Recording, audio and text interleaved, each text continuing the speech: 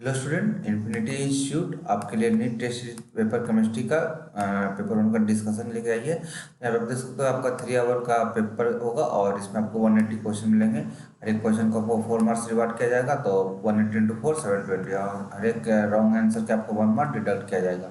आप blue black point pen use कर सकते हैं। तो हम लोग क्वेश्चन की ओर बढ़ते हैं। प्रीवियस वीडियो में हमने क्वेश्चन आंसर देखा था, आप वहाँ पे अब जाके अटेम्प्ट कर सकते हैं। अब वहाँ पे आपको आंसर की मिल जाएंगे। तो यहाँ पे आप डिस्कशन हम लोग स्टार्ट करते हैं। तो यहाँ पे भी आप अगर चाहते हैं कि अटेम्प्ट करना होते हुए वीडियो के साथ साथ, तो आप अटेम्प्ट कर सकते हैं और यहाँ पे भी आप आंसर की आप अपने अनुसार देख सकते हैं कितना आपका आंसर आ रहा है।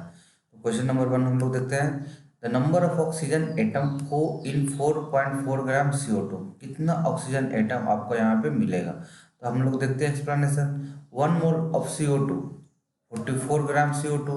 अब कैसे, कार्बन का आपका 6 atomic number 12 atomic mass, oxygen का एटॉमिक नंबर 16 आपका एटॉमिक मास, तो मोलिकुलर मास कितना हो गया 12 प्लस 16 इंटू 2 आपको 44 ग्राम पर मोल। तो यही आपका एवोगाड्रो नंबर हो गया। तो यानी कि देयरफॉर 4.4 ग्राम CO2। अब ये तो कितना में मिला 44 ग्राम में, आपका पूछा कितना में 4.4 ग्राम में, तो आप 10 से डिवाइड कर दीजिए। तो 4.4 ग्राम में आपका 0.6023 10⁻23। अभी पूछा क्या है किसका, तो नंबर ऑफ ऑक्सीजन एटम, तो कितना ऑक्सीजन एटम हो गया CO2 में 2। Number of oxygen atom 2 into Avogadro number जितना आपका मोलिकुल का आया, तो आप मल्टीप्लाई कर दिए तो आपका आ गया 1.2 इंटू 10⁻23 एटम ऑफ ऑक्सीजन। तो यहाँ से आपका आंसर ए आ जाता है। नेक्स्ट क्वेश्चन को देखेंगे। The orientation of atomic orbital is governed bye. तो आप यहाँ पे वीडियो को पॉज कर सकते हैं, अपना आंसर भी आप मार्क कर सकते हैं और हम लोग आंसर को आप अंत में चेक कर सकते हैं कितना आपका जस्टिफाई हो रहा है, सही हो रहा है। तो ये जो हो रहा है आपका द ओरिएंटेशन ऑफ एटॉमिक और वाइटल जो गवर्न होता है मैग्नेटिक क्वांटम नंबर। यहाँ से हम लोग एक्सप्लेनेशन देख लेते हैं। Orientation of atomic orbital is governed by magnetic quantum number. Principal quantum number जो बताता है आपका position and energy of electron, it represent shell number. Azimuthal quantum number जो होता है टेल्स अबाउट शेप या subshell, shape of subshell. तो इसका वैल्यू जो होता है 0 to n-1, L equal to 0 for S आपका subshell, 1 for P, L 2 for T और 3 for F। Magnetic quantum number जो रिप्रेजेंट करता है ओरिएंटेशन, इसका वैल्यू जो होता है -1 -L2 प्लस L। अब जो रहता है नंबर ऑफ ऑर्बिटल कितना हो सकता है 12 + 1, नंबर ऑफ ऑर्बिटल्स कितना हो सकता है आपका n²। स्पिन क्वांटम नंबर क्या होगा, द टू ओरिएंटेशन, जो कोई क्लॉकवाइज मूव कर रहा है या एंटी क्लॉकवाइज, तो ये आपका डिस्टिंग्विश करता है कि कैसा इलेक्ट्रॉन अगर 1s में है कोई 2 इलेक्ट्रॉन, तो अगर आपका क्लॉकवाइज फील्ड है या एंटी क्लॉकवाइज फील्ड है, तो ये आपका स्पिन क्वांटम नंबर डिस्टिंग्विश करेगा। यहाँ से हम लोग चेक कर सकते हैं। तो आप यहाँ पे देख सकते हो maximum number of electron in main energy level 2n² and total spin जो रहेगा आपका ±½ रहेगा। नेक्स्ट क्वेश्चन को मूव करते हैं। तो आप यहाँ पे आप अपने अनुसार से आंसर को जस्टिफाई कर सकते हो, क्वेश्चन को अटेम्प्ट करते रहिए साथ साथ। Bond order of 1.5 is shown by, मतलब इन चारों मोलेकुल में 1.5 बॉन्ड ऑर्डर किसका शो करता है। तो हम लोग सबसे पहले जैसा कि O2 का बेस एक रेफरेंस मान लेंगे, हालांकि ऑप्शन ये डी में दिया हुआ है, तो हम लोग उसका रेफरेंस मान के काम करते हुए आगे बढ़ेंगे। तो अगर आपका डी में O2 है, तो हम लोग क्या करेंगे, O2 को मोलिकुलर वेक्टर कन्फिगरेशन लिख लेंगे। तो O2 में कितने इलेक्ट्रॉन हो गए 2 × 8, ऑक्सीजन 8 × 2 16 इलेक्ट्रॉन। तो इसका MOC क्या हो जाएगा, σ1 σ*1 σ2 σ*2 σ2 आपका 10 इलेक्ट्रॉन कंप्लीट हो गया। यहाँ पे y2px2 12 y2py2 14। अब जो 15 और 16 इलेक्ट्रॉन डिस्ट्रीब्यूट हो जाएंगे y2px1 और y2py1। इसी कारण ये ऑक्सीजन आपका पैरामैग्नेटिक नेचर होता है, क्योंकि यहाँ पे अनपेयर्ड इलेक्ट्रॉन रह जाते हैं। तो बॉन्ड ऑर्डर का आपका डेफिनेशन क्या है, number of bonding minus anti bonding divided by 2। N क्या, number of electron in bonding orbital, Na number of electron in the anti bonding molecular orbital. अब आप ऑप्शन ए को देखते हैं, तो O2 प्लस, तो आपका एक इलेक्ट्रॉन रिलीज होगा, कहाँ से होगा O2 में से, यानी कि यहाँ पे 1 इलेक्ट्रॉन 16 - 1 15 इलेक्ट्रॉन रह जाएंगे। बॉन्ड ऑर्डर कितने हो जाएंगे 10 - 5 डिवाइडेड बाई 2, क्योंकि जो इलेक्ट्रॉन रिलीज कर रहा है वो कौन रिलीज कर रहा है आपका एंटी बॉन्डिंग ऑर्बिटल, तो इसीलिए एंटी बॉन्डिंग ऑर्बिटल का इलेक्ट्रॉन डिक्रीज होगा। तो आप देख सकते हो 10 माइनस 5 डिवाइडेड बाई 2, 5/2, 2.5। अब ऑप्शन बी को गए O2 माइनस, तो O2 माइनस में कितने इलेक्ट्रॉन हो गए 17, यानी कि 16 तो O2 के हो गए और 1 इलेक्ट्रॉन आपका चार्ज के कारण, तो इलेक्ट्रॉन आपका बढ़ गया, इनहेंस हो गया। तो किस में जाएंगे आपका π2p(x2) में जाएगा। यहाँ पे 10 माइनस 7/2, 3.2 आपका 1.5। तो जैसे आपका आंसर आ जाता है, आप जस्ट सॉल्व करें। एग्जाम में तो एग्जाम का प्रेशर रहता है, आपको थोड़ी ही फिर दूसरे ऑप्शन को करेक्ट करना, घर आके भले ही या पहले प्रैक्टिस के लिए आप यहाँ पे कर सकते हैं, बट आपको एग्जाम में आंसर आ गया, जस्ट मूव है। आपका यहाँ से number of electron in O2 minus, तो O2 का 16 और 2 का अब 2, तो 18 आ गया। तो उसी तरीके से बॉन्ड ऑर्डर आप निकाल सकते हो O2 माइनस का, 2/2 1।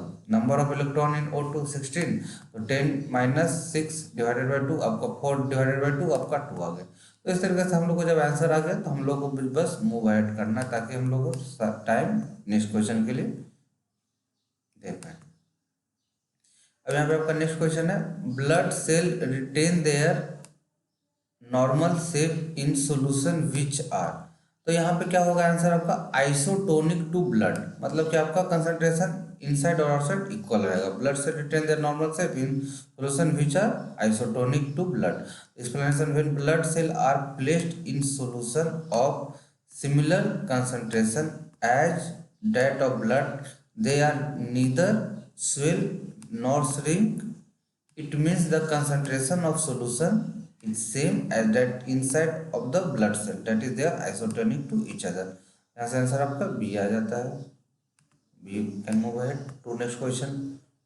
The vacant space in BCC lattice cell, BCC में कितने आपका वैकेंट स्पेस रह जाता है, तो यहाँ पे आप देख सकते हैं पैकिंग इफिशियंसी इन BCC आपका 68% होता है। जो वैकेंट स्पेस रहेगा 100 माइनस 68, 32%।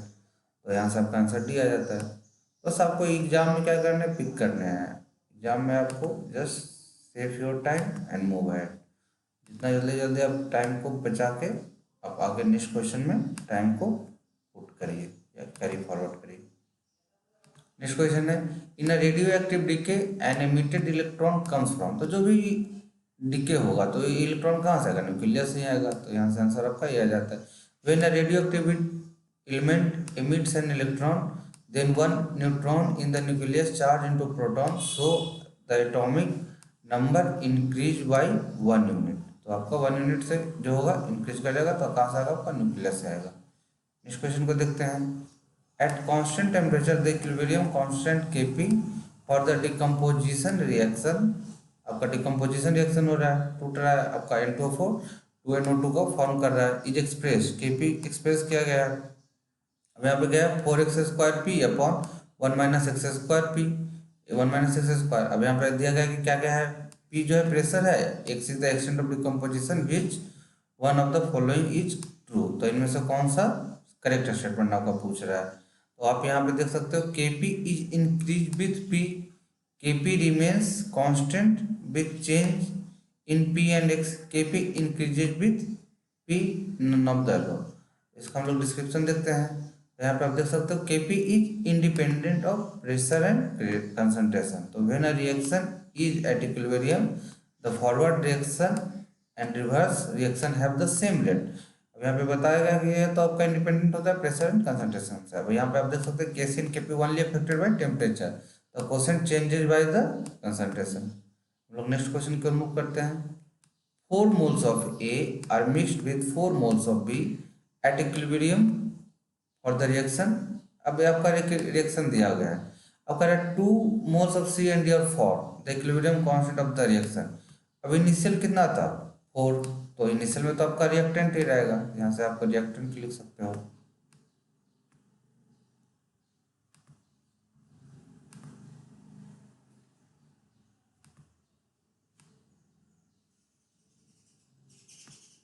और आपका प्रोडक्ट जो रहेगा वो इनिशियल में 0 रहेगा, product concentration will 0। Initial concentration आपका 4 दिया हुआ है, 4 दिया हुआ है। अब 2 मोल C&D फॉर्म करता है, तो जब 2 मोल C&D फॉर्म करेगा तो कहाँ आपका डिक्लाइन करेगा, तो इनिशियल कंसंट्रेशन यानी कि रिएक्टेंट का कंसंट्रेशन डिक्लाइन करेगा। तो 4 माइनस 2 यहाँ पे आपका क्या हो रहा है, कंज्यूम हो रहा है, यहाँ पे फॉर्म हो रहा है। इक्विलिब्रियम कांस्टेंट कैसे क्या हो जाएगा, प्रोडक्ट अपॉन रिएक्टेंट। तो प्रोडक्ट का आपने लिख दिया 2 × 2 और रिएक्टेंट का आपने जो बचा वो लिख दिया 2 × 2। आपका 4/4 आपका 1 आ गया, तो इस हिसाब से आंसर हम लोग का 1 आ गया। जो भी क्वेश्चन है जल्दी जल्दी आंसर करते जाइए और मार्क्स को ऑब्टेन करिए। केमिस्ट्री के बाद फिजिक्स, फिजिक्स का कर लो जी 90 × 4, आप वहाँ से ले सकते हैं 360। Just we can move it. A chemical reaction will be spontaneous if it accompanied by a decrease in। तो यहाँ पे आपका free energy of the system जब डिक्रीज करता है तो वो स्पॉन्टेनियस रिएक्शन को यहाँ पे शो कर सकता है। गिव्स free energy of a system will decide by the spontaneity of a process. Del G is negative, the process is spontaneous. Del G आपका ऐसे निगेटिविटी जाएगा आपका निगेटिव वैल्यू, तो वो स्पॉन्टेनियस होगा, तो वो रिएक्शन तुरंत मूव अहेड करेगा। नेक्स्ट क्वेश्चन है, in which of the following dissolution of NH4OH will be minimum. इनमें से कौन सा NH4OH का डिसोल्यूशन जो होगा मिनिमम होगा। यहाँ पे आप देख सकते हो कि यहाँ पे कॉमन आयन इफेक्ट कम करता है NH4Cl। When we add NH4OH NH4Cl solution ionization NH4OH decrease due to common ion effect. अब हमेशा माइंड को अपना जो भी आपके पास कंटेंट है आप उससे आंसर निकाल सकते हैं। नेक्स्ट क्वेश्चन नंबर 10 हो गया। 11 को देखेंगे, which of the following statement is not correct. इनमें से कौन सा करेक्ट नहीं है। Catalyst does not initiate any reaction, तो कर सकता है। The value of equilibrium constant is change in the presence of catalyst in the reaction equilibrium. तो ये थोड़े ही आपका कैटलिस्ट होता है इक्विलिब्रियम कांस्टेंट को चेंज करता है, तो वो नहीं करता है, यहाँ पे इनकरेक्ट हो गया। सी ऑप्शन को भी देख लेते हैं। यहाँ पे enzyme catalyse mainly biochemical reaction, अब बायोकेमिकल है तो एंजाइम तो होगा ही, वो सही स्टेटमेंट है। Coenzyme increase the catalytic activity of enzyme, तो भी सही है। अभी देख सकते हैं for a reversible reaction it accelerate the speed of forward as well as backward reaction to some extent, hence it does not disturb the equilibrium constant of the reaction but help to attain the equilibrium fast. मतलब क्या करता है, equilibrium को fast में आपका help करता है but उसको इक्विलिब्रियम को डिस्टर्ब नहीं करता है। तो यहाँ से आपका आंसर आ गया। अभी नेक्स्ट क्वेश्चन को देखेंगे। For exothermic reaction the energy of activation of the reactant is. तो आपका एनर्जी ऑफ एक्टिवेशन रिएक्टेंट का पूछा है, तो यहाँ पे क्या हो जाएगा, less than the energy of activation of product. अब होता क्या है यहाँ पे देखते हैं। Exothermic reaction the product have a lower energy than the reactant, so energy is release when the reaction happen. Activation energy the energy required to activate the reaction. होता क्या है, एक्सोथर्मिक है यानी कि एक्सोथर्मिक आपका दे रहा है रिलीज। इंडोथर्मिक इन मतलब आना, इन ऐसे भी इन सबसे भी कर सकते हो। इन मतलब आना, एक जो मतलब आपका दे रहा है, तो देगा कौन, जिसके पास आपके पास ज़्यादा एनर्जी रहेगा।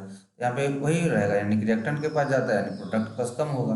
Product have a lower energy than reactant, so energy is release when the reaction is happen. Activation energy the energy required to activate the reaction, ये आपका डेफिनेशन हो गया। हम लोग यहाँ पे देख सकते हैं फिगर में। Exothermic endothermic reaction, exothermic reaction, activation energy आपका energy release, energy of the product, direction of reaction आप देख सकते हो।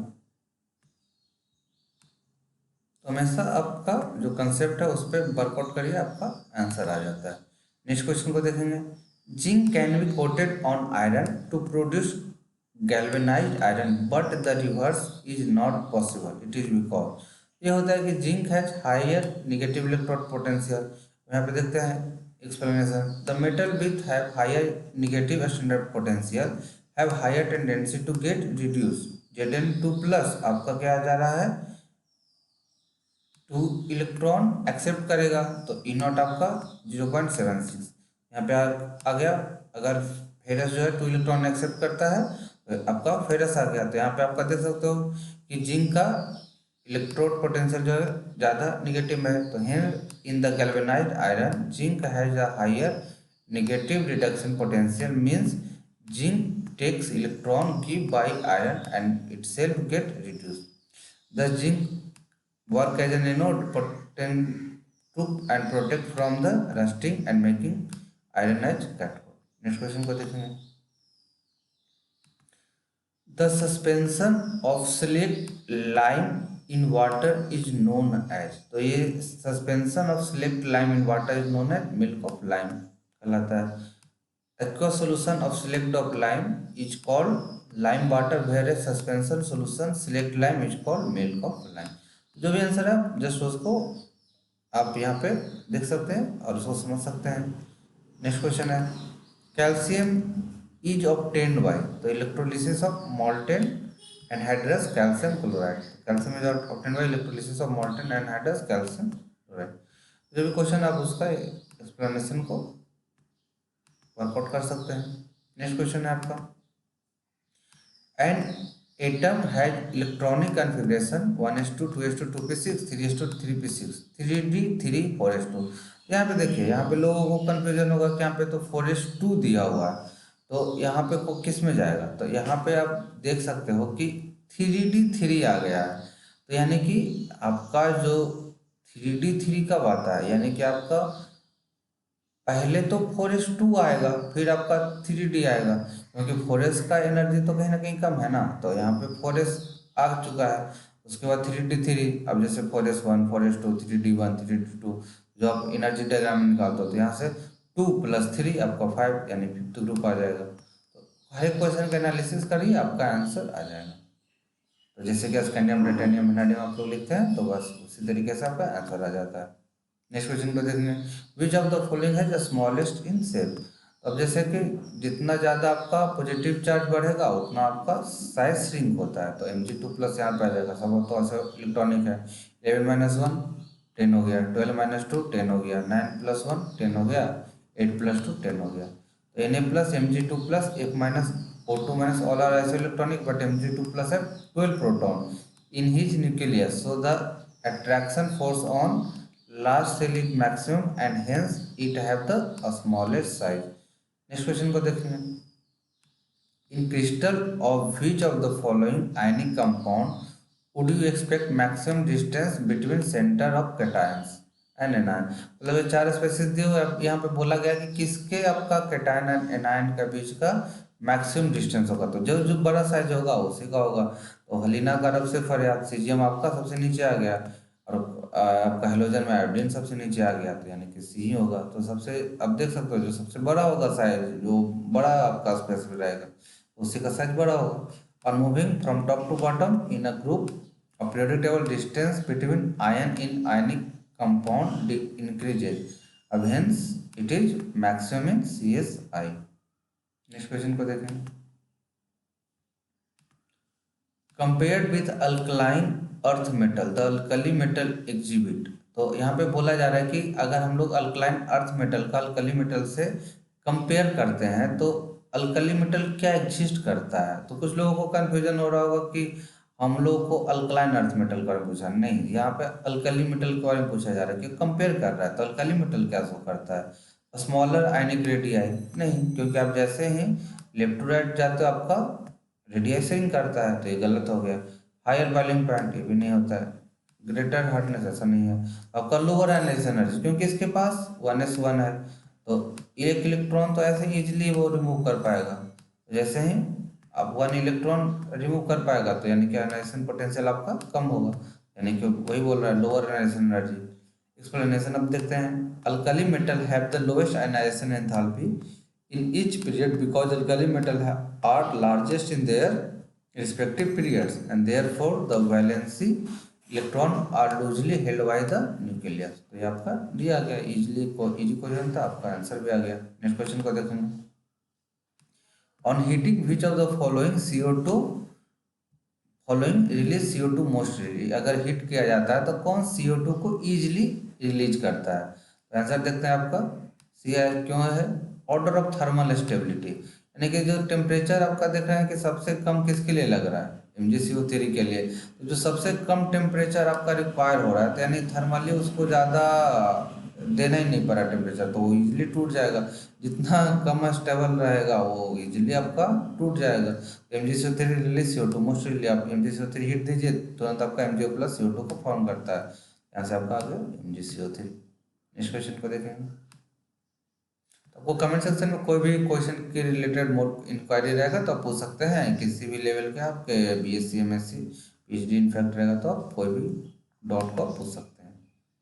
नेक्स्ट क्वेश्चन है आपका विच of the following atom will have the smallest size. यहाँ पे लोगों को मन में रहेगा कि आगे अरे लिथियम तो सबसे स्मॉलेस्ट होना चाहिए, लेकिन ऐसा नहीं होता, क्योंकि आपका जैसे ही लिथियम देखते हो सेकंड पीरियड में, तो आपका बेरिलियम आपका लेफ्ट टू राइट क्या होता है, डिक्रीज करता है। तो यहाँ से आंसर आपका डी आ जाएगा। तो आपका जो भी ये थोड़ा सा आपको पढ़ना होता है क्वेश्चन आंसर को कि क्या क्या है अवेलेबल, आपको कभी भी फुल टॉस में आउट नहीं होना है। तो you have to just be there with all question. तो आंसर देखते हैं। Atomic size increases down the group and decreases in period from left to right, so Be in the smallest. Beryllium जो है smallest in this element, क्योंकि आपका left to right decrease कर रहा है और टॉप टू बॉटम आपका increase करता है। तो वही एटॉमिक साइज जो होता है increase down the group and decrease period from left to right, so Be beryllium जो होगा स्मॉलेस्ट हो जाएगा इनमें। नेक्स्ट क्वेश्चन है, which one of the following order is correct for bond dissociation enthalpy of halogen molecule. इनमें से bond dissociation enthalpy किसके लिए कौन सा ऑर्डर आपका करेक्ट है। यहाँ पे है आपका देखेंगे कि ये क्यों आया, तो करेक्ट आंसर ये है। तो देखते हैं द बॉन्ड डिसोसिएशन एंथैल्पी का पहले डिफाइन हम लोग कर लेते हैं कि होता क्या है। बॉन्ड डिसोसिएशन एंथैल्पी जो है आपका is the energy needed to break one mole of the bond give separated atoms। जो separated atom देगा वही आपका कहलाता है। तो अब हम लोग देख सकते हैं बॉन्ड डिसोसिएशन एंथैल्पी जो होता है energy needed to break one mole of bond to give separated atom. यहाँ से देखते हैं सेकंड स्टेटमेंट को, as the size increases bond dissociation enthalpy become lower. जैसे जैसे साइज इंक्रीज करता है, क्योंकि आपका क्या कर रहा है one mole to bond, one mole of the bond give separated atom. तो जितना ज़्यादा साइज बढ़ेगा आप इजिली उसको ब्रेक कर सकते हो। तो bond dissociation enthalpy lower as the size of atom get smaller, ion pair on two atom get closer and start repulsion. In case of F2 this repulsion is bigger then bond becomes bigger।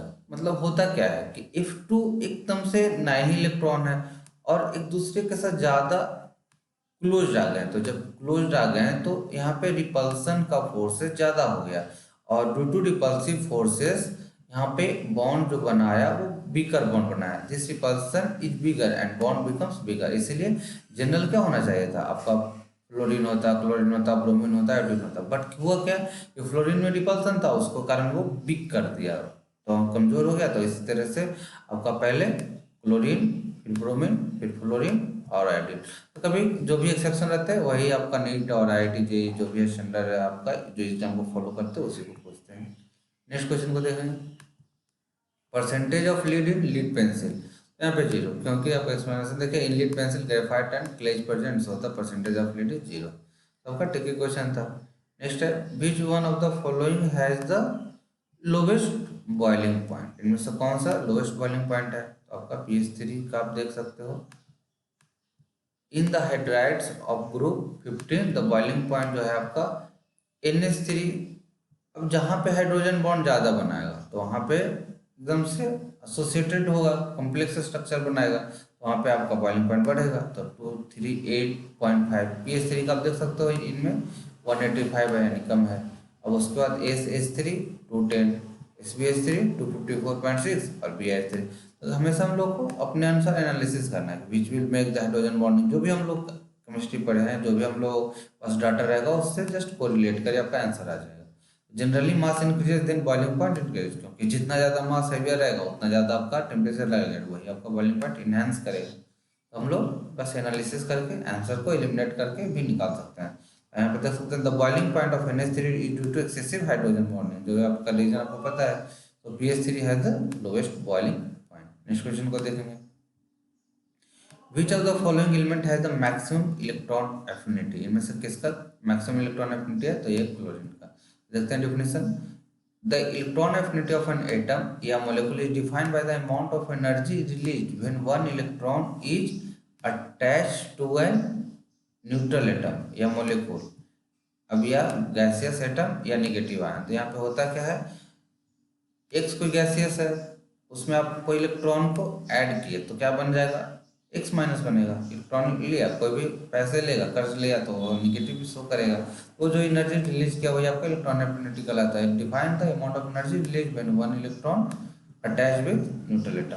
तो ये देख सकते हैं the electron affinity decreases chlorine, bromine, iodine. और आप देख सकते हैं that is moving down the group, however the electron affinity of fluorine is unexpected low. It is due to the small size, बहुत स्मॉल साइज है। पहले भी हम लोग देखे थे रिपल्सन भी होता है स्मॉल के कारण, क्योंकि वहाँ पे स्पेस ही नहीं रहेगा तो रिपल्सन नहीं करेगा। तो यहाँ पे देख सकते हो the addition of extra electron produces high electron charge density in a relative compact 2p subshell resulting in a strong electronic electron repulsion. The repulsive force between electron imply low electronic affinity. So correct order जो होगा आपका आई का रह जाएगा सबसे कम, फिर आपका bromine, और उसके बाद आपका क्लोरीन, और उसके बाद आपका क्लोरीन। तो हम लोग इस तरीके से एनालिसिस कर करके आंसर को निकाल सकते हैं। विच of the following has maximum electron affinity, हमारा क्लोरीन आ गया, मतलब कि इसको इलेक्ट्रॉन ऐड करेंगे तो हमको मैक्सिमम एनर्जी देता है। नेक्स्ट क्वेश्चन को देखेंगे, in which of the following gaseous equilibrium Kp is less than Kc। Kp का वैल्यू किससे लेस होगा, Kc से। तो हम लोग देखते हैं रिएक्शन जो दिया हुआ है 2SO2O2 2SO3, यहाँ पे अब जो फॉर्मूला क्या होता है Kp equal to Kc RT का पावर डेल एन। यानी कि यहाँ पे हम लोग देखते हैं कि जो आपका प्रोडक्ट में कितना मोल है 2 मोल और रिएक्टेंट में 3 मोल, यानी कि del N change in number of mole product minus reactant, तो 2 - 3 कितना आ जाएगा -1। Kp कितना है Kc RT का पावर डेल एन, तो Kp इक्वल टू कितना आ गया Kc डिवाइडेड बाई RT। तो जब आप Kp में RT से मल्टीप्लाई करते हो तब आपका Kc का वैल्यू आता है। यहाँ पे सो द रिएक्शन, यहाँ पे भी Kp का वैल्यू जो है इज लेस देन Kc, क्योंकि आप कहीं ना कहीं यहाँ पे देख लो Kc में जब R/T से डिवाइड करो तब आपका Kp का वैल्यू आ रहा है। यहाँ पे आपका बी वही पूछा Kp का वैल्यू किससे कैसे से कम होगा। अब आप यहाँ पे देखोगे डेल एन 2 - 1 1 हो गया, यहाँ पे देखोगे 2 - 2 0 हो गया, यहाँ पे देखोगे 2 - 2 0 हो गया। हम लोग एलिमिनेशन मेथड से भी कर सकते हैं, क्योंकि आपका अगर एलिमिनेशन मेथड है डेल एन 0 0 तो नहीं, 2 का तो ऑप्शन है नहीं, और यहाँ पे आपका पॉजिटिव है, यहाँ पे आपका नेगेटिव है, तो यहाँ पे आप सॉल्व करके भी निकाल सकते हैं, एलिमिनेशन मेथड से भी यूज कर सकते हैं। नेक्स्ट क्वेश्चन देखेंगे, which of the following has electronic configuration. तो यहाँ पे है Ar3D4, तो 18 आर्गन,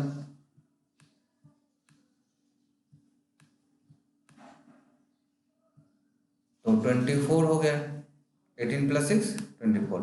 अब देखते हैं कि आपका यहाँ पे इजी भी कर दिया गया सबका, आपका इलेक्ट्रॉन नंबर दिया गया, एटॉमिक नंबर दिया, मैग्नीशियम 25, तो 25 - 3 कितना हो जाएगा 22, तो ये तो नहीं होगा। निकेल कितना हो गया आपका 28 दिया, और 28 - 3 25, तो ये भी नहीं होगा। फेरस आपका दिया 26 26 - 3 आपका 23, तो ये भी नहीं होगा। कोबाल्ट 27 - 3 तो 24, तो जो आया आपका 28 + 6, तो यहाँ से आंसर आपका आ गया। नेक्स्ट क्वेश्चन को देखेंगे,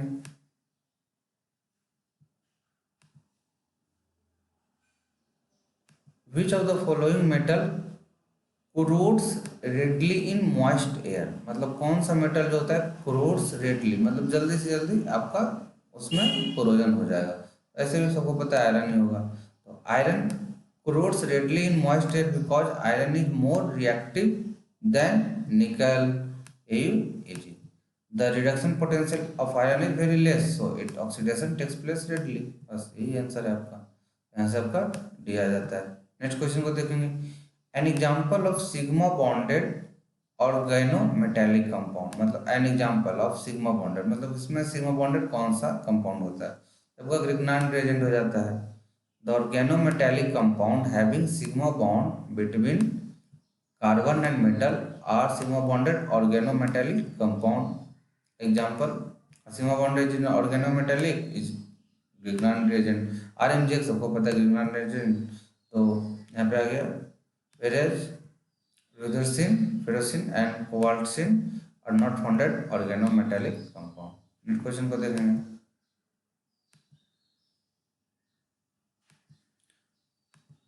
Which of the following pairs of d orbital will have electron density along the axis? अब ये एक्सिस के along, तो कहीं ना कहीं आप गेसिंग से भी यहाँ पे निकाल सकते हो, तो dz स्क्वायर और dx square minus Y square, क्योंकि उसी के along आपका रहेगा।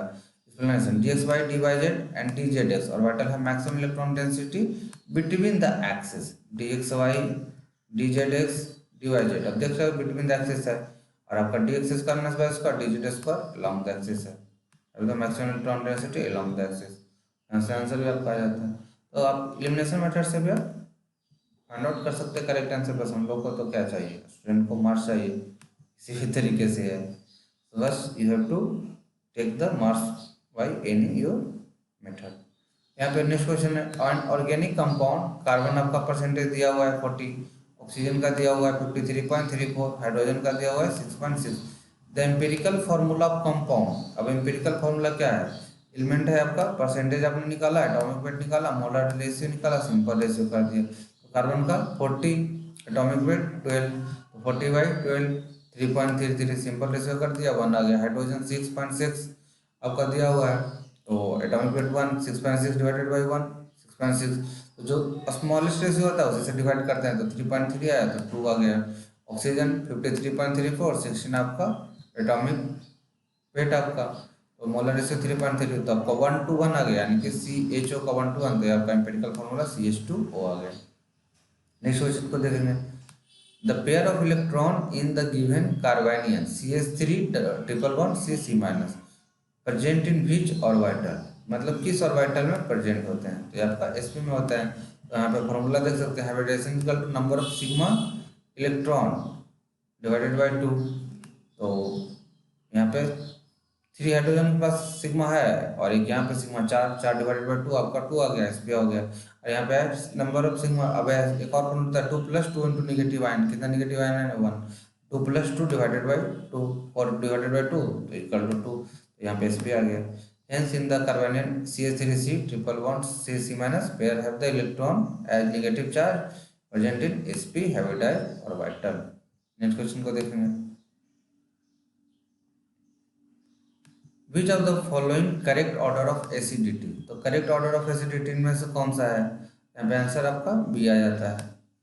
इसका इंक्रीज करता है तो एसिडिटी बढ़ाता है, सिंपल सा लॉजिक वही था, तो ट्रिपल बॉन्ड आपका सबसे ज्यादा हो जाएगा। Greater the character of the carbon atom in hydrocarbon, greater the electronegativity of that carbon and thus greater the acidic nature of the hydrogen attached to electronegative carbon. तो यहाँ पे आप देख सकते हो ट्रिपल बॉन्ड sp, क्योंकि 1 sigma 2 पाई, यहाँ पे 1 सिग्मा 1 पाई, यहाँ पे 1 सिग्मा आ गया, तो हाइब्रिडाइजेशन sp sp2 sp3, यहाँ पे इस कैरेक्टर 50%, क्योंकि 50-50, यहाँ पे sp2 का इस कैरेक्टर 33%, 33, और यहाँ पे पी कैरेक्टर 66। यहाँ पे क्या करता है sp sp2 sp3 में इस कैरेक्टर डिक्लाइन करता है, क्योंकि यहाँ पे पी कैरेक्टर बढ़ रहा है, पी कैरेक्टर 75, इस कैरेक्टर आपका 25, इसलिए हाइब्रिडाइजेशन में आपका जैसे भी sp से sp2 sp3 होता है, तो आपका इस कैरेक्टर में डिक्लाइन, तो यहाँ पे इलेक्ट्रोनेगेटिविटी क्या हो रहा है, आपका ट्रिपल बॉन्ड का बढ़ रहा है। कैसे, आपका sp3 का डिक्लाइन होता है और sp का आपका मैक्सिमम होता है। जैसे एस कैरेक्टर बढ़ता है आपका एसिडिक नेचर बढ़ता है, तो आपका मैक्सिमम देख सकते हो 10 जो आपका ऑर्डर आ गया CH3 triple bond C, CH3 C triple bond CH2 alkyne आ गया, आपका अल्किन आ गया, तो अल्काइन अल्किन अल्किन में आप कर सकते हो। You can see it by various the concept what ever you associated with, आप मैक्सिमम मार्क्स बस ऑब्टेन करिए। Which of the following reagent would distinguish cis cyclopentadiol from trans isomer, ये आपका एसीटोन होता है। जो भी आंसर है बस आपको वहां से मार्क्स लेने हैं। cis cyclopentadiol when react with acetone from cyclic kettle, whereas trans isomer cyclopentadiol cannot form cyclic kettle। यहाँ पे बस आपका सिस रिएक्ट करता है और ट्रांसोडेंट रिएक्ट करता है, तो ये आपका डिस्टिंग्विश कर देता है। नेक्स्ट क्वेश्चन को देखेंगे। The product form by the reaction of an aldehyde with primary amine. तो जो प्रोडक्ट फॉर्म होता है रिएक्शन से एल्डिहाइड, प्राइमरी पर कौन सा होता है, तो सिस्टिव बेस कहलाता है। The product form by the reaction of an aldehyde with a primary amine is सिस्टिव base. It is a substituent amine. R NH2 primary amine हो गया, एल्डिहाइड या कीटोन आपका एमीन बनाता है, H2 दे दिए, तो सब देख सकते हो RNH2 और C डबल बॉन्ड RH, यहाँ से RNH C OH अटैच और H2 आप यहाँ से रिलीज करवा दीजिए OH H, यहीं से आपका जाके जुड़ जाता है RNH, यहाँ से जैसे ही रिलीज करेगा आपका डबल बॉन्ड फॉर्म करेगा। यहाँ पे जो इलेक्ट्रॉन डिफिशिएंसी रहेगा उसको फुलफिल करेगा, कौन करेगा, डबल बॉन्ड करेगा, तो RH आ जाता है, यही आपका सिस्टिव बेस हो जाता है। नेक्स्ट क्वेश्चन को देखेंगे। Self condensation of 2 moles of ethyl acetate in the presence of sodium ethoxide yield। यहाँ पे सेल्फ कंडेंसेशन जब होता है तो 2 moles of ethyl acetate presence of sodium ethoxide क्या देता है आपका, ये आपको देता है एसिटो एसिटिक ईस्टर। यहाँ पे देख सकते हो explanation on condensation of 2 moles of ethyl acetate in the presence of sodium ethoxide gives ethyl acetoacetate ester। This condensation is an example of Clarion condensation because it is possible in those stars which have alpha hydrogen atom, जो कि alpha hydrogen atom होता है। CH3CO यहाँ से आप देख सकते हो कंडेंस हो रहा है NaOCl2H5, यहाँ से इथाइल एसिटोएस्टर ईस्टर का फॉर्म करता है, आपका C2H5OH आपका कंडेंस हो जाएगा, यहाँ से आपका एसिटो एसिटिक ईस्टर का फॉर्म करता है। Self condensation of 2 moles of ethyl acetate presence of ethoxide sodium ethoxide, तो सोडियम इथॉक्साइड। नेक्स्ट क्वेश्चन को मूव करते हैं। The correct statement regarding the basicity of aryl amine. Basicity of correct order आपका पूछा है कि करेक्ट स्टेटमेंट क्या है, तो यहाँ पे आप कभी भी स्टेटमेंट सब लॉन्ग स्टेटमेंट रहेगा तो आपको इजीली आप गेस करके भी निकाल सकते हो। यहाँ पे देख सकते हो aryl amine are generally more basic than alkyl amine because the nitrogen lone pair electron are not delocalized। तो ये तो ऐसे ही आप देख सकते हो, जब आप एराइल एमाइन बनोगे तो ये लोकलाइज्ड है, ऐसे आपका गलत हो गया। Aryl amine is generally more basic than alkyl amine of aryl group, तो ये गलत स्टेटमेंट है। Aryl amine generally more basic than aryl amine because the nitrogen atom in aryl amine is sp hybridise, ये भी गलत statement है।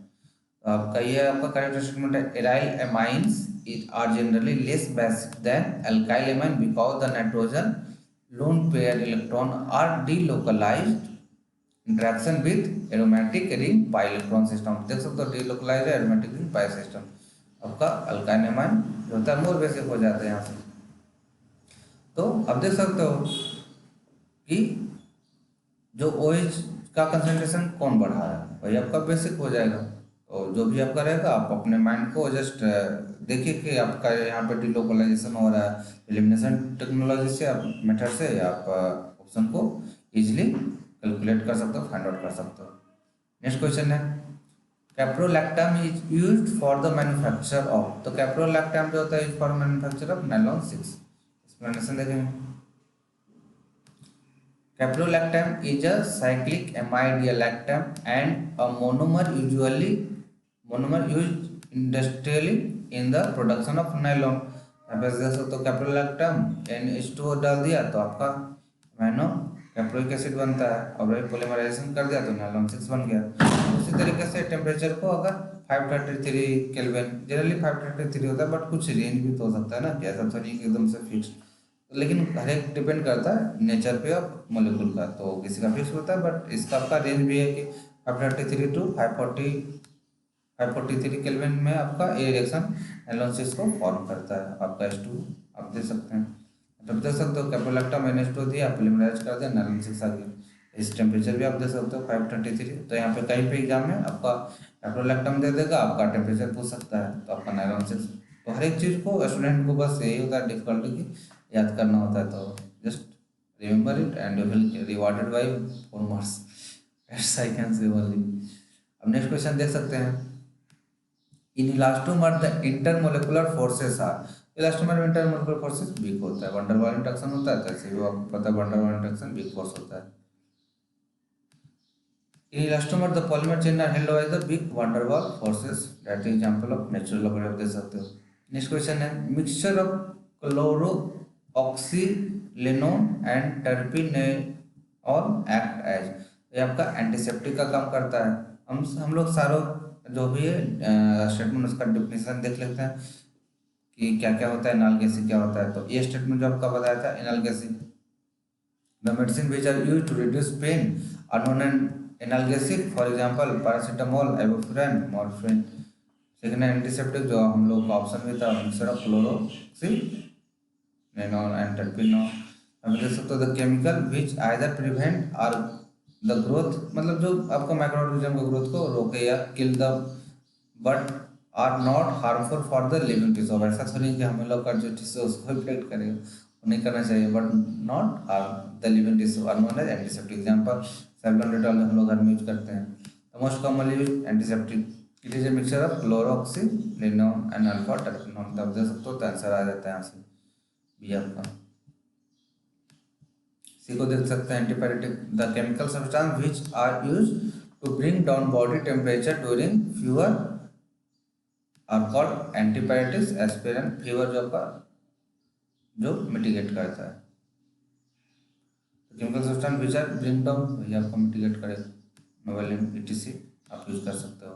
Antibiotic the chemical which are obtained from microorganism such as bacteria, fungi etc या by synthetic method and used inhibit growth or even kill the microorganism or called antibiotics। Example penicillin जो भी इनको Nobel prize भी मिला था, आपको देख सकते हो। तो जो भी आपका इन्वेंशन होते हैं, जो भी आपका वर्ल्ड को चेंज करता है, जो भी आपको वर्ल्ड का लिए इफेक्टिव होता है, तो हमेशा साइंटिस्ट गेट रिवॉर्डेड। नेक्स्ट देखिए the non essential amino acid, तो नॉन इसेंशियल जो बॉडी खुद में रहता है, तो यहाँ पे देख सकते हो नॉन इसेंशियल एमाइनो एसिड और those which produced in human body itself, जो ह्यूमन बॉडी खुद से क्रिएट करता है उसको हम लोग नॉन इसेंशियल कहते हैं। तो आपका एनालिन जो होता है नॉन इसेंशियल होता है, क्योंकि बॉडी को खुद से कर लेता है। Alanine is non essential amino acid because produce in human body itself. अब इसेंशियल एमाइनो एसिड और those which do not produce the human body and be take from the outside sources, जैसे food से हम ले सकते हैं, fish खाते हैं, जो भी आप न्यूट्रिएंट खाते हो उसके अनुसार से हम लोग लेते हैं, तो आपका इसेंशियल हो गया। नॉन इसेंशियल मतलब जो बॉडी खुद आपका क्रिएट कर रही है। क्वेश्चन नंबर 42 है कि विच of the following is not permissible, इनमें से कौन सा चीज अलाउ नहीं है। अब N4 हो गया L0, तो ये आप 4s अलाउ कर सकते हो, 4s तो आपका बन ही सकता है ना, तो 4s आप बना दीजिए ऑप्शन ए के लिए।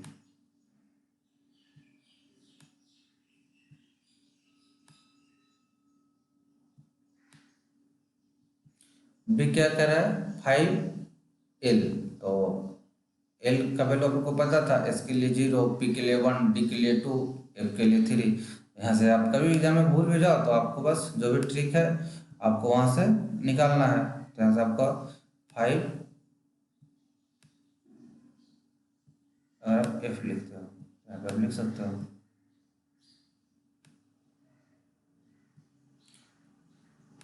C को देखते हैं 3D हो सकता है। अब यहाँ पे M का वैल्यू तो 0, M का वैल्यू क्या होता है माइनस इंटू प्लस है, तो 0 0 हो ही सकता है। 3 है तो -3 से 0 तो आएगा ही। 2 है तो -2 -1 0 1 2, तो ये भी आएगा। इसका वैल्यू प्लस हाफ हो माइनस हाफ हो दोनों हो सकता है। और यहाँ पे देख सकते हैं N का वैल्यू 3 है, L का वैल्यू 2 है, तो M तो -2 2 +2 ही रहेगा, तो इसलिए आपका इनकरेक्ट हो जाता है। तो ये इनकरेक्ट या not permissible same he meaning है, तो आपका या इनकरेक्ट हो गया, तो हम लोग को आंसर डी आ गया। इनकरेक्ट ही पूछा था। एक्सप्लेनेशन वही आपका the orientation of atomic orbital govern by, ये आपका, और principal quantum number energy position को बताता है, एजीमुथल शेप बताता है, मैग्नेटिक आपका ओरिएंटेशन बताता है, आपका नंबर ऑफ जो हमने पहले के स्लाइड में देखा था, तो वही सेम आप कंसेप्ट से भी नोट कर सकते हो। और ऐसे एनर्जी ऑर्डर जो आप देख सकते हो, एनएल वैल्यू आप देख सकते हो। तो 3 क्वेश्चन बच गए हैं, बस हम लोग फिर अपने सेशन को एंड करते हैं। Oxidation state of Fe in Fe3O4, तो कितना हो जाएगा, x मान लेंगे, किसी का भी जब पता नहीं रहता है। Oxidation state of oxygen -2, because oxygen required 2 electron to complete the octet. Oxygen take 2 electron to complete the octet. यहाँ से 2 इलेक्ट्रॉन। अब 3x - 2 × 4 0, 3x - 8 = 0, 3x = 8, x = 8/3। बस आप ये चीज़ें सॉल्व करिए, मार्क्स को ऑब्टेन करिए। क्वेश्चन 44 का which of the following species है बॉन्ड एंगल 120, आपका BCl3। तो आप कैलकुलेट कर लीजिए टोटल वैलेंस इलेक्ट्रॉन, 7 × 3 21, और बोरॉन का 3, तो 21 + 3 24। आप बॉन्ड पेयर निकाल सकते हो, 24/8। लोन पेयर आप रिमेनिंग इलेक्ट्रॉन, तो ये बहुत ईजी ट्रिक है, आपको कभी हाइब्रिडेशन में हेल्प करेगा। 3 bond pair, non lone pair sp2 hybridise, geometry आपका ट्रायगोनल प्लेनर आ गया, sp2 hybridise. When one s and 2 p orbital of the same shell of atom mix to form new equivalent orbital, the hybridized orbital is called sp2 hybrid। ये आपका answer आ जाता है 120 sp2। तो ये बताया कि एक s and 2 p hybridized in same of mix to form 3 new sp2, 3 बना ना new equivalent orbital, the hybridized orbital is called sp2। यहाँ से आपका 120 आंसर। तो आप ये इस टेक्नोलॉजी को यूज करिए, इस मेथड को यूज करिए, आपका आंसर काफ़ी इफेक्टिव वे में कोई किसी मॉलिक्यूल के लिए मिल जाता है। तो use this method and exam you will save the your precious time. आज के सेशन का लास्ट क्वेश्चन है हम लोग का, the number of moles of hydrogen molecule required to produce 20 mole of ammonia through Haber process is. Answer हम लोग का सी देख लेते हैं, N2 1 mole of nitrogen required with 3 react या required 3 mole of hydrogen produce 2 mole ammonia. बचपन से 7th class से आप ये सब चीज़ देखते आ रहे हो। तो 20 मोल नीडेड, कितना आपका वही डिमांड पूछ रहा है, 20 मोल कितना आपका बनेगा। तो देख सकते हो 2 मोल NH3 प्रोडक्ट को देखते हैं कितना रिकॉर्ड होता है, 3 मोल ऑफ हाइड्रोजन। 1 के लिए जस्ट आप सिंपल फ्रैक्शन कर दीजिए 3/2, तो 1 के लिए 3/2, 20 के लिए 3/2 × 20, तो आपका 30 मोल आ गया। तो आज का हम लोग का क्वेश्चन यहाँ पे इंड हो जाता है। यहाँ पे आप अगर अटेम्प्ट करते हो, हम लोग आपको डिस्कशन में क्वेश्चन का PDF दे देंगे, अब यहाँ से आंसर भी आप यहाँ से ले सकते हैं। थैंक यू स्टूडेंट, आपका कोई भी डाउट रहेगा आप कमेंट सेक्शन में पूछ सकते हैं, और जस्ट फॉलो करिए कि 1 मिनट में एक क्वेश्चन कर लीजिए। जैसा कि अभी हम देखा कि डिस्कशन भी किया, तो 45 मिनट में लगभग कंप्लीट कर लिया। तो हम लोग ऑन द मतलब ट्रैक पे ही सॉल्व करते हुए आप मैक्सिमम मार्क्स को ऑब्टेन कर सकते हैं। तो good luck, all the best of your NEET exam. हम लोग नेक्स्ट लेक्चर सीरीज में नेक्स्ट टेस्ट पेपर के साथ मिलेंगे। आप चैनल को लाइक शेयर सब्सक्राइब कर सकते हैं, और press the bell icon to get all notification. और जितना ज़्यादा सेव करिए, more sharing is more caring. तो आप मेरे नंबर पे कॉल भी कर सकते हैं, ईमेल भी कर सकते हैं। जो भी डाउट है कमेंट सेक्शन में पूछ सकते हैं, we will help you out in all question. Thank you student.